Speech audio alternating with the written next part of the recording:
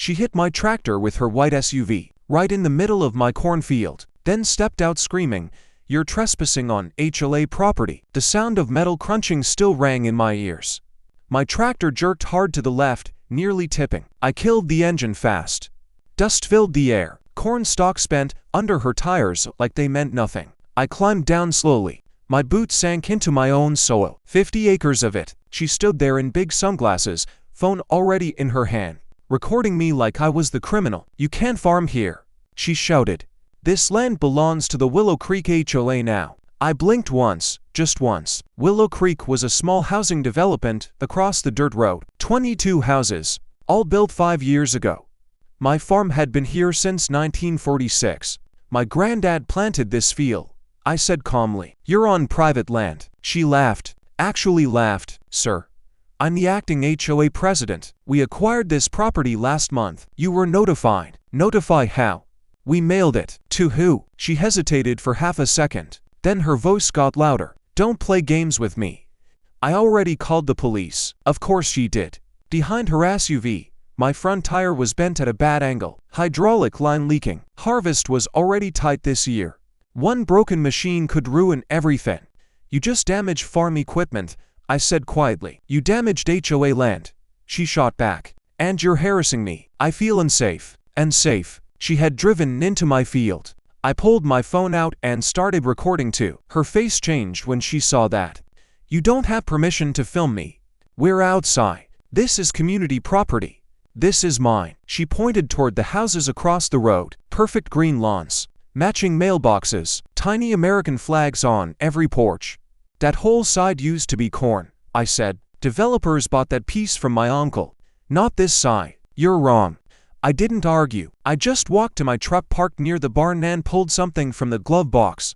She was still yelling into her phone. "Yes, officer, he's aggressive. He's refusing to leave HOA land." Aggressive. I walked back holding a folded document inside a plastic sleeve. She rolled her eyes dramatically. "I don't need your fake paperwork." I unfolded it anyway.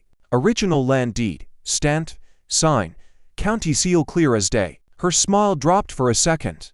Then it came back stronger. "That's outdated," she said. "HOA purchased expansion rights. I saw it in a meeting." "Show me." She froze. "I don't have to show you anything." Sirens echoed in the distance. She smirked like she'd already won. Two patrol cars turned onto the dirt road, tires kicking up dust. Officers stepped out. One older, one younger. She rushed to them before they even reached us. "He tried to run me over," she yelled. "He's farming illegally on HOA property." The younger officer looked at my tractor, then at the clear tire marks leading from her SUV straight into my crops. "Sir," he said carefully, "is this your land?" "Yes." She jumped in. "No, it's not." I handed the older officer the deed without saying much. He studied it, took his time. Karen crossed her arms like she was bored. Then the older officer looked at her. "Ma'am, do you have any documentation showing the HOA owns this parcel? It was discussed in a board meeting." "That's not documentation." She started talking faster. "We voted on expansion. We're increasing property values. He can't just farm next to our community like this." I let that hang in the air. The older officer handed my deed back to me. "Sir, from what I can see, this is your property." Her face turned red. "That's impossible." The younger officer walked around her SUV. He crouched down, looking at the damage on my tractor. "Ma'am, did you drive into this field?" "I was inspecting HOA boundaries." "With your vehicle?" He wouldn't move. "I was harvesting," I said calmly. "In a straight line." There was a long pause. Wine moved through the corn. My broken hydraulic line kept dripping slowly into the dirt. Then the older officer said something that changed the tone. "Ma'am, if this is his land, you may have just caused property damage." Her mouth opened, but no sound came out. Then she did something I didn't expect. She pointed at me and said loudly, "Arrest him anyway. He's been refusing HOA compliance for months." I raised an eyebrow. "What compliance?" "You never submitted landscaping approval forms." I almost smiled. "This is farmland. This is residential expansion zone." The officers looked confused now. The younger one asked, "Is there an active HOA agreement attached to this parcel?" I shook my head. "Never signed one." Karen's voice cracked a little. Everyone around here is part of the HOA, not me. She stared at me like I had insulted her personally. You think you're better than the community? I didn't answer that. Instead, I said something simple. I didn't fight 3 years overseas to be told. I can't plant corn on my own land. The younger officer looked at me again, different this time. You're military, retired. Karen scoffed. That has nothing to do with property lines. No. The older officer said calmly, but lying to police does. Her head snapped toward him. I'm not lying. He gestured toward the dirt. Your tire tracks say otherwise. For a second. Just a second. I thought it was over. But then her phone rang. She looked at the screen, and her confidence came rushing back. She answered on speaker. Yes, she said sharply. A man's voice came through, calm, smooth. Karen, did you handle the farmer situation? Yes, she said proudly. Police are here. The older officer's face shifted slightly when he heard the voice. I recognized it too. It was Daniel Reeves, the real estate developer who built Willow Creek, and he hated that I refused to sell him this land 3 years ago. Karen smiled at me like she'd just revealed a secret weapon. You should have taken the offer, she whispered. I looked at the officers, then back at her. And I said quietly, you have no idea what land you just drove onto. Karen's smile stayed on her face, like she had already won. Daniel's voice was still on speaker, calm, confident. Officers, he said smoothly. There seems to be confusion. That parcel was included in our Phase 2 expansion. The HOA has development rights. The older officer didn't answer right away. He just looked at me. I didn't look nervous, because I wasn't. Development rights aren't ownership, I said quietly. Karen rolled her eyes. You're not a lawyer. No. I reply. But I read contracts before I sign them. The younger officer asked Daniel, Sir, do you have a recorded deed transfer? There was a pause on the line. It's pending, Daniel said carefully. We finalized it internally. Internally, the older officer repeated. Karen cut in fast. He's stalling. He's been blocking the community for years. He refuses to cooperate. He's aggressive. Ask anyone. She turned her phone camera toward me again like I was some wild animal. I didn't move. Wine pushed through the corn behind me. The broken tractor clicked softly as metal cooled under the sun. Ma'am, the younger officer said. Step away from the vehicle. She blinked. What? You drove into an active agricultural field. I was enforcing HOA rules on land that may not belong to your HOA. She looked at Daniel's voice on the phone like he could physically step out and save her. Daniel, I'll handle this, he said. Officers, this man has been resisting lawful development. We have board approval. I finally spoke again. Board approval doesn't override county records. Karen snapped at me. Stop acting like you know everything. I don't, I said. That's why I checked before I built anything new. The older officer looked interested. Built anything? I nodded toward the far end of the property. 3 months ago. Karen followed his gaze. Her face tightened. Out near the tree line, barely visible past the corn rows, stood a tall metal structure. Most people thought it was just a grain storage tower. It wasn't. Daniel's voice sharpened. What did he build? I didn't answer him. I answered the officer. County approved. Federal inspected.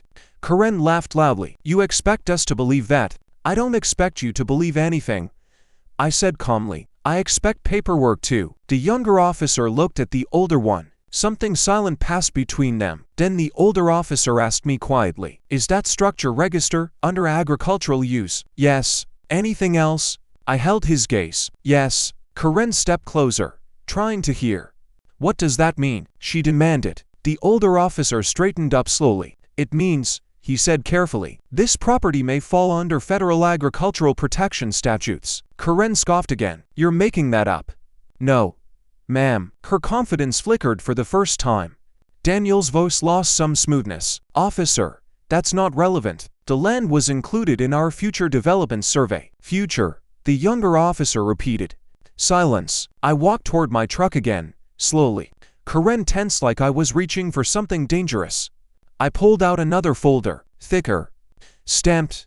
I handed it to the older officer. He opened it. His eyebrows went up just slightly. The younger officer leaned in.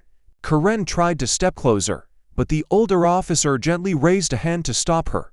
She did not like that. What is it? She demanded. The officer looked at me. You didn't mention this earlier. You didn't ask. Karen's voice got louder. Ask what? The younger officer exhaled slowly. Ma'am, this parcel isn't just private farmland. She stared at him. It's part of a federally backed agricultural reserve program. The words hung heavy in the air. Karen blinked. What does that even mean? It means, the older officer said carefully, this land cannot be seized, rezoned, or absorbed into private development without federal review. Daniel went silent on the phone. Completely silent. Karen's mouth opened slightly. That's not possible. I looked at her evenly. You remember 3 years ago? I said softly. When your developer offered me double market value, her jaw tightened. You said no, she hissed. Yes, because you're stubborn. No. I corrected gently. Because I enrolled it the week before. The younger officer closed the folder. Ma'am, if your vehicle, damage protected agricultural, equipment on federally registered land. This just became more serious. Her breathing changed.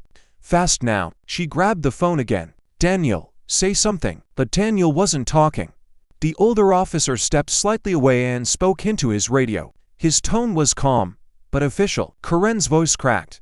This is ridiculous. It's just corn. I looked at the broken hydraulic line dripping into the soil. It's not just corn, I said quietly. Sirens echoed again in the distance. Different ones. Lower. Slower. Karen turned toward the road. Another black SUV was approaching. No lights on top. No local markings. Just a small federal seal on the door. The younger officer glanced at me. You didn't tell us they were coming. I didn't know they'd get here this fast, I reply. Karen's voice dropped to a whisper. Who is that? I looked at her calmly. You really should have checked the property lines before you drove into my field. The black SUV rolled to a slow stop near the edge of the field. Dust drifted around it. No loud sirens. No flashing lights. Just quiet authority. Karen took a step back without meaning to. The driver door opened.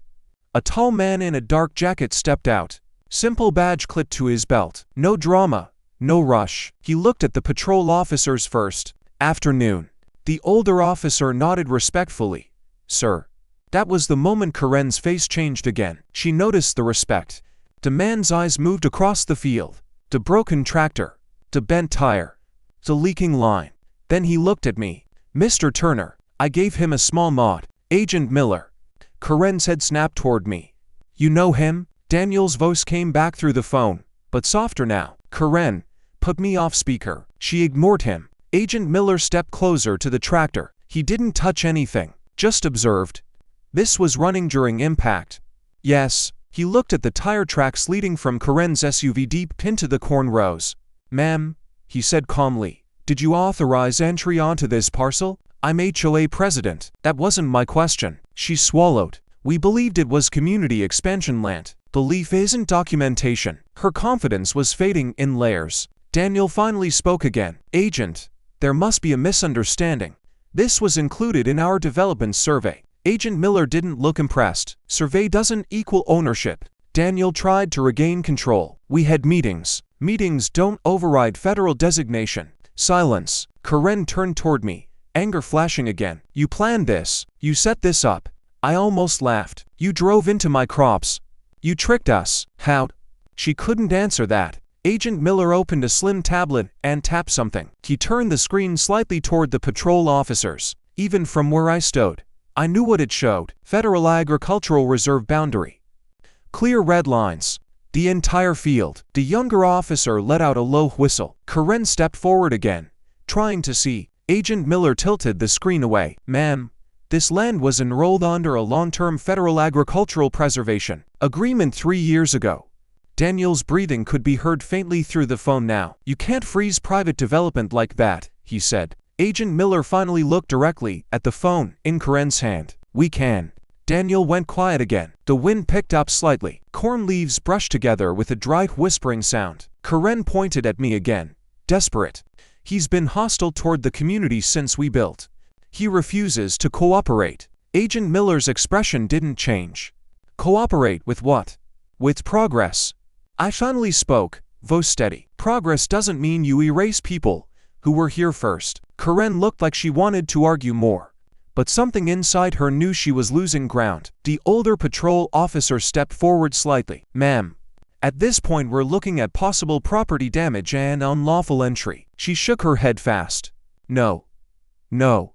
That's not right. He was farming too close to the road. This road, I said calmly, was here before Willow Creek. Agent Miller walked slowly around Karen's SUV. He crouched near the front bumper. There were bits of crushed corn stuck near the grill. He stood again. Engine was running when you entered the field. Yes, she said weakly. Did you signal him to stop?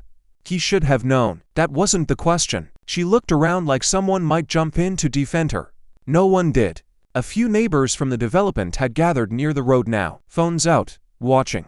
Whispers started. Karen noticed them. Her voice lowered. This is getting blown out of proportion. I looked at my tractor again. That bent tire wasn't cheap. Harvest timing wasn't forgiving. Agent Miller walked back toward me. Estimated damage. At least 15,000. Maybe more if the axle's bent. Karen gasped.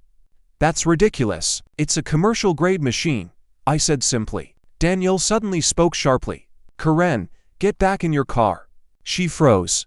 Agent Miller looked toward the road again, as another vehicle approached.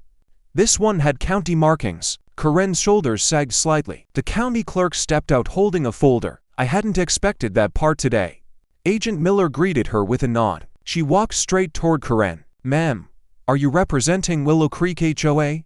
Yes, Karen said, trying to sound firm again. The clerk opened her folder. We received a zoning inquiry from your board last month regarding this parcel. Karen blinked. Yes, for expansion. It was denied. Karen's mouth opened slowly. What? Deny. Due to existing federal preservation contract. Daniel inhaled sharply through the phone. Karen's grip on the device tightened. No. We never got that. The clerk flipped to page. Certified letter. Signed for. She read the signature name out loud. Karen's face drained. It wasn't her signature. It was Daniel Reeves. All eyes shifted to the phone. Daniel? Karen whispered. He didn't answer immediately. Then finally, it was under review. The clerk shook her head. No. It was final. The wind felt colder suddenly. Karen's voice trembled now. You told us it was approved. Silence on the phone. The neighbors were definitely recording now. Agent Miller looked at Daniel's name on the caller ID. Sir, did you instruct this HOA to treat protected land as community property? Daniel's tone changed. Defensive. I never instructed anyone to damage equipment. That's not what I asked. Karen turned fully away from me now. You said it was ours. You said he was stalling paperwork. I said it was likely to be cleared. Likely isn't ownership. The older patrol officer stepped slightly closer to Karen. Mom, step aside from the vehicle. Her eyes widened. Why? We need your license. For what? Investigation. Her breathing sped up again. I didn't do anything wrong. Agent Miller's voice stayed calm. You entered federally registered agricultural land without authorization and caused documented equipment damage. Her voice cracked. I was protecting my community. From corn? I asked quietly. That line hung there. One of the neighbors actually laughed.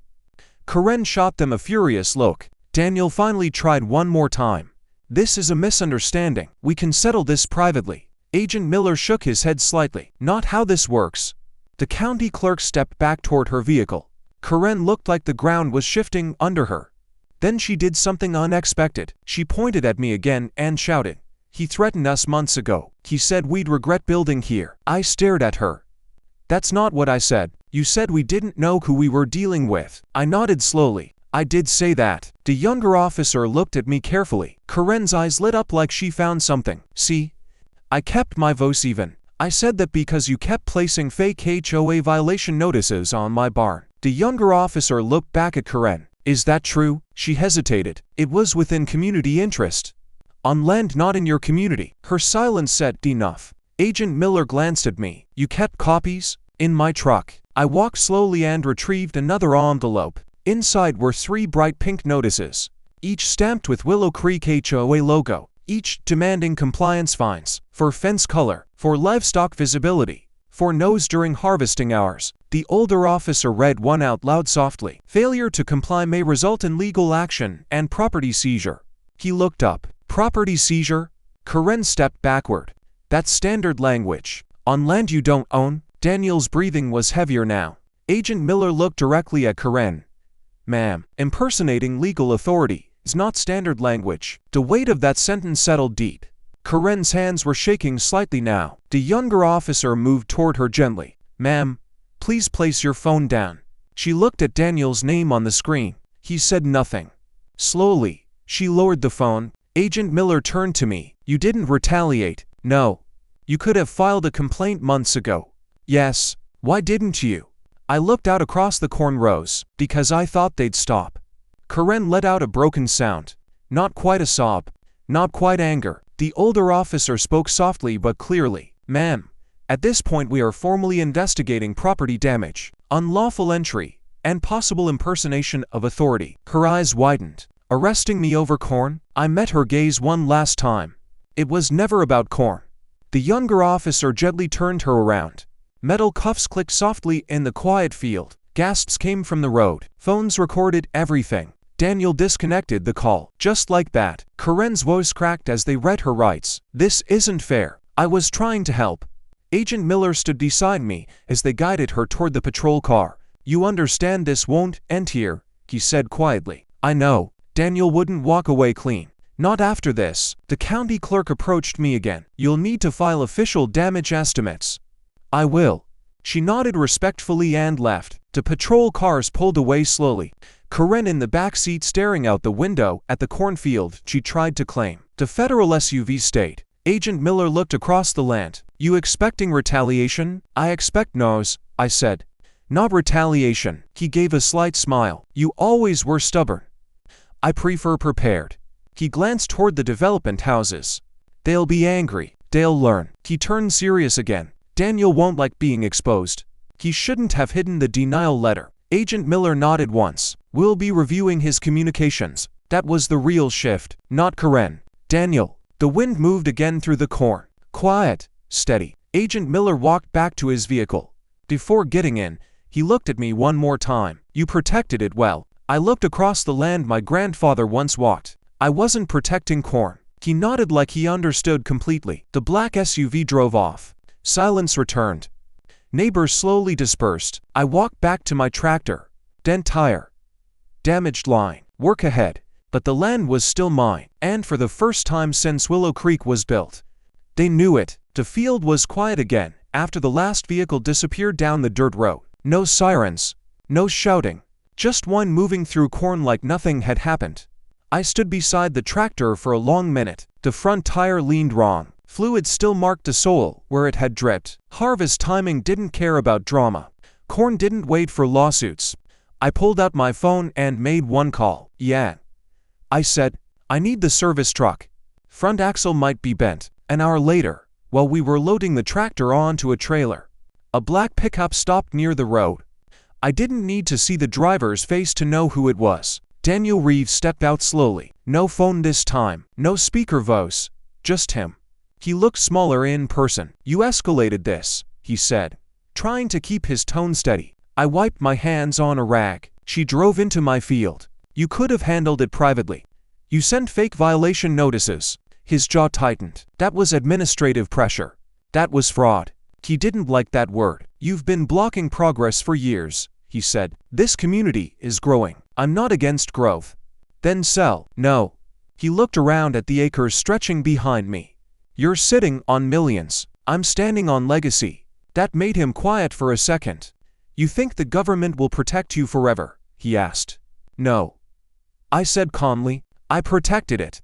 His eyes narrowed slightly. What does that mean? I looked at him carefully. You really never checked why I refused your offer 3 years ago.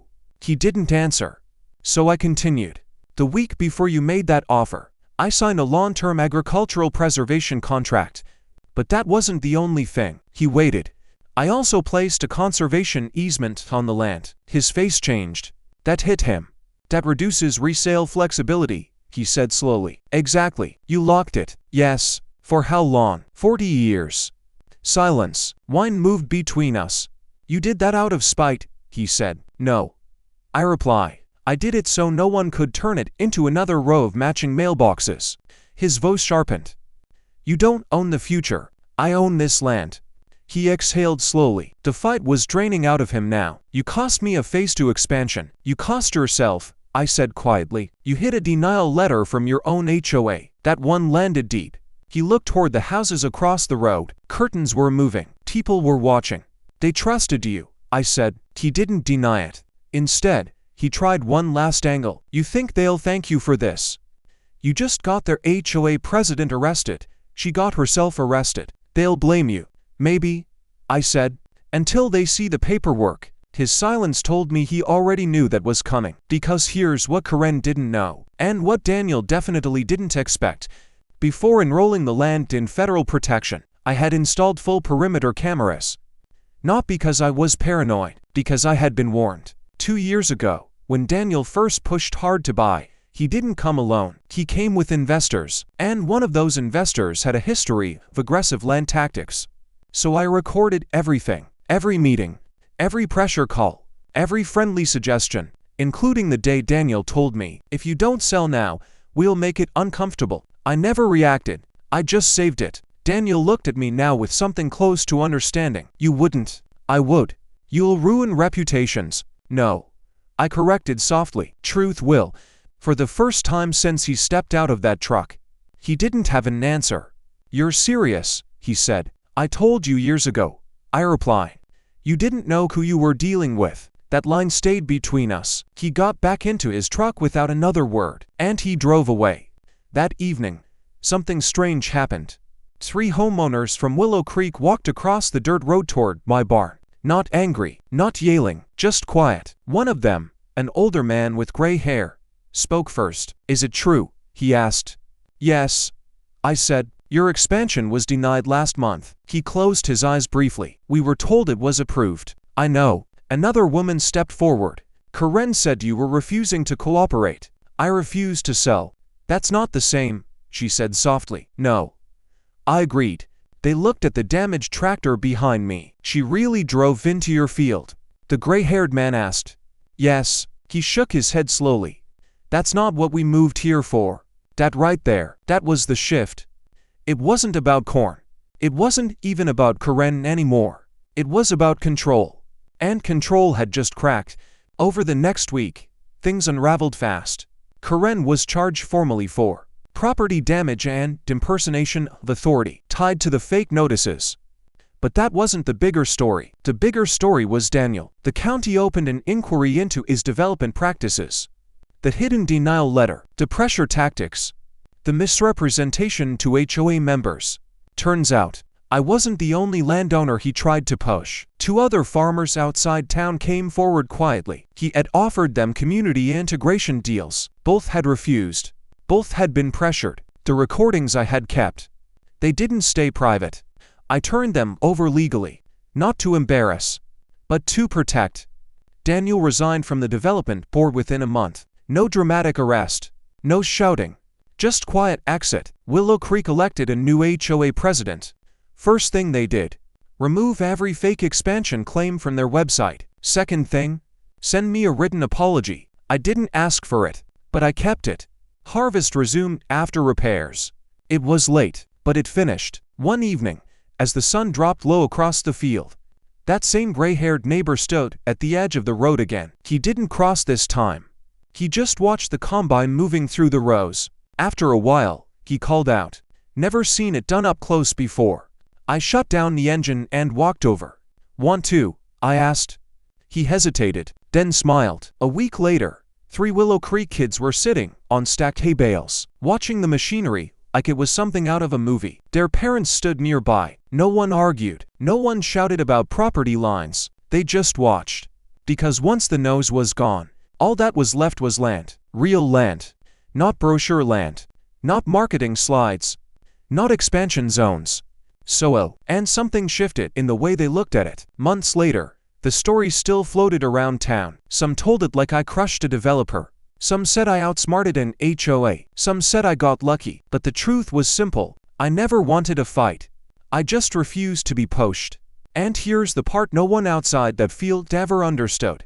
When Karen drove into my tractor, she thought she was defending a neighborhood. But what she really hit was 40 years of protection she never bothered to check. You can build houses fast. You can sell dreams faster. But land remembers who stood on it first. And I didn't fight overseas to be told I couldn't farm my own ground. The corn grew back next season, the field stayed quiet, and every time someone from Willow Creek drives past now, they slow down just a little, not out of anger, out of respect. Don't forget to like, share, and subscribe to the channel for more amazing stories.